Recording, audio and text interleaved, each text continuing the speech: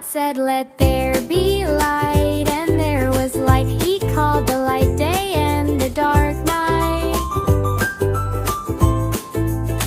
God made the sky above and separated the waters.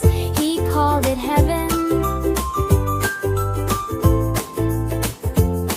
God gathered the waters together and dry land appeared. He called them earth and seas.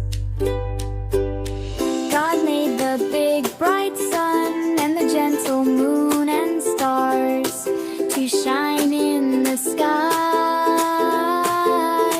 God made birds to fly and fish to swim, and He blessed them. God made animals and people in His